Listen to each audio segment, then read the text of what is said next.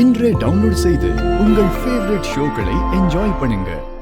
இங்க பாரு ரோகிணி, நீ மட்டும் மனசு வச்சினா உங்க அம்மாவை இந்த மாதிரி ஆபத்துல இருந்து காப்பாத்தலாம்.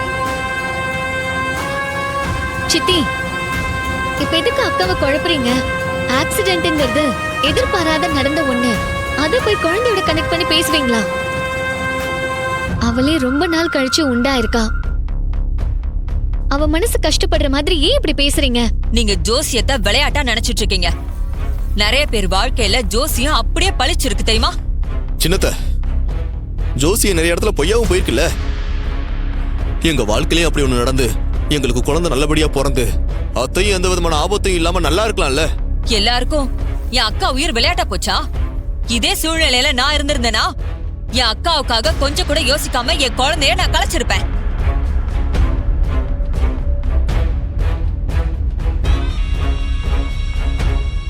ஏன்னா எனக்கு என் அக்கா தான் முக்கியம். அவளுக்காக நான் உயிரை கூட கொடுப்பேன். இவ எனக்கு அம்மா மாதிரி. இவளை மிஞ்சி எனக்கு வேற யாருமே இல்ல.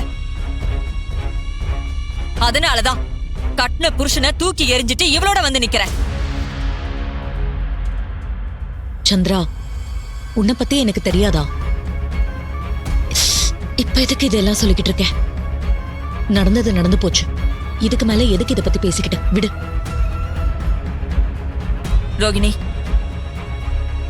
உன்னை பெத்து வளர்த்து ஆளாக்கி படிக்க வச்ச உன் அம்மாவுக்கு இது வரைக்கும் நீ என்ன செஞ்சிருக்க? அவ உயிருக்கு ஆபத்துன்னு தெரியுதுல்ல. பார்த்து ஒரு நல்ல முடிவுக்கு வா.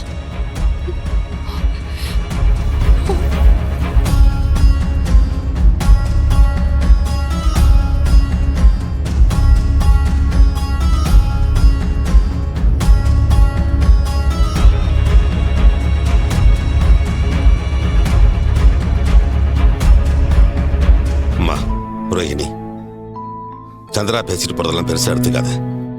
அவ வேணும்னே உன்னை தூண்டி வர்ற மாதிரி பேசிட்டு போறா. ஆமாக்கா, அவங்கள பத்தி தான் நமக்கு தெரியுமே. உடனே அம்மா மேல பாசம் இருக்கிற மாதிரி நடிச்சிட்டு போறாங்க. சின்னதா ஒரு விபத்து நடந்திருக்கு. அம்மாக்கு எதுவும் ஆகலல்ல, அதனால நீ தைரியமா இரு. ரோகிணி, அத்தையும் அமைதியா போயிட்டாங்க. இவங்க தான் தேவையில்லாம அதை பெருசுப்படுத்துறாங்க. நீ தயவு செஞ்சு கவலைப்படாம மட்டும் இரு. தப்பால எதுவுமே நடக்காது. உன் மனசை போட்டு குழப்பிக்காத ரோகிணி.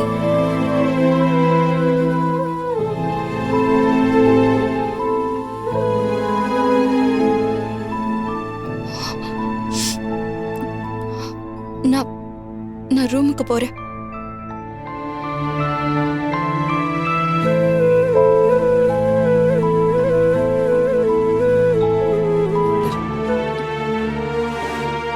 அது வந்து ஏன் தயங்குறீங்க?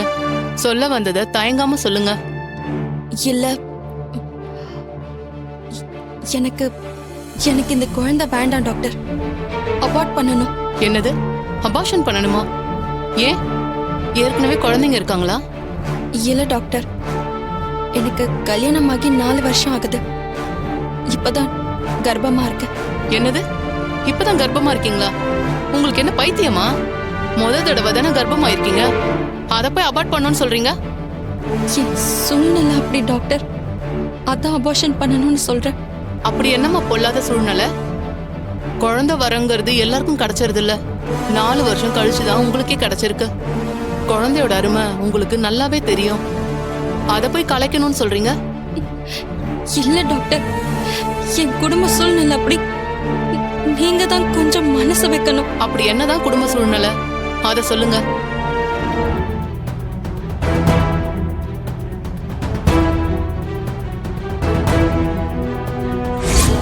உங்க பெரிய பொண்ணுக்கு குழந்தை பிறந்தா உங்க உயிருக்கு ஆபத்து தான். ஆல்ரைட், நீங்க இவ்வளவு உறுதியா இருக்கிறதுனால நான் அபார்ஷன் பண்றதுக்கு ஒத்துக்கிறேன். ஆனா ஒண்ணு செய்யணும். என்ன செய்யணும் டாக்டர்? உங்க ஹஸ்பண்ட கூட்டிட்டு வந்து இதுக்கு சம்மதிக்க சொல்லுங்க. நான் அபார்ஷன் பண்றேன். அது முடியாது. ஏன் முடியாது? அவர் இதுக்கு ஒத்துக்க மாட்டாரு. அவருக்கு தெரியாம தான் டாக்டர் நான் இங்க வந்திருக்கேன். சாரி, என்னாலயும் அப்ப பண்ண முடியாது. நீங்க கிளம்பலாம். ப்ளீஸ் ப்ளீஸ் டாக்டர், என்னோட ஃபீலிங்ஸையும் கொஞ்சம் புரிஞ்சுக்கோங்க. நீங்க அபார்ட் பண்ணுங்க டாக்டர். அதுக்கப்புறமா நான் அவரை போய் கன்வின்ஸ் பண்ணிக்கிறேன். என்னை பத்தி நீங்க என்ன நினைச்சிட்டு இருக்கீங்க? உங்க இஷ்டத்துக்குலாம் என்னால எதுவும் செய்ய முடியாது. ஃபர்ஸ்ட் நீங்க கிளம்புங்க. Doctor doctor please doctor please. நான் நல்லா அமர யோசிச்சுதான் இந்த முடிவை எடுத்திருக்கேன்.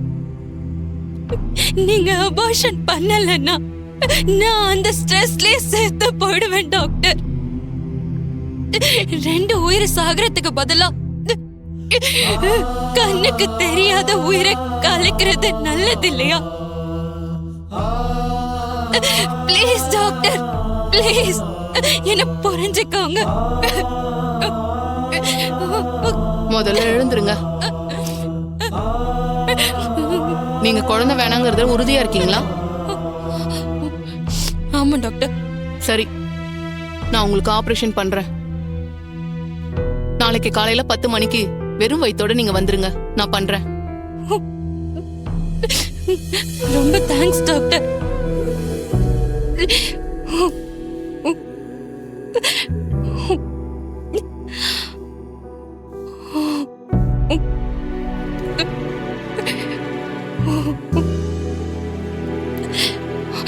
உன்ன மாதிரி ஒரு குழந்தை தான் என் வயித்துல இருக்கு.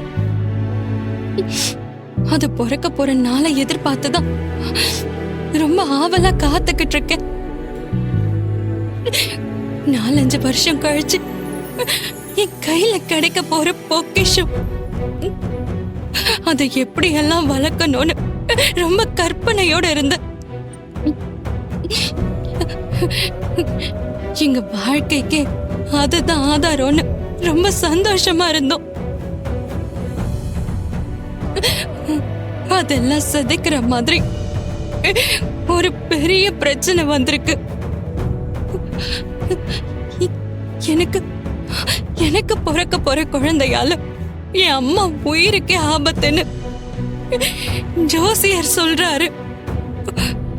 அது உண்மைன்ற மாதிரி அம்மாக்கு ஆக்சிடென்ட் ஆயிருக்கு.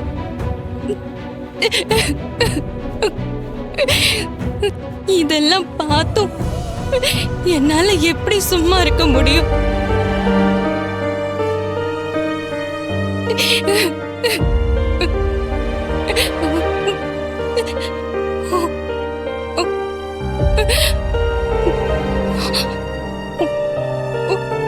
என்ன மன்னிச்சிரு குட்டி.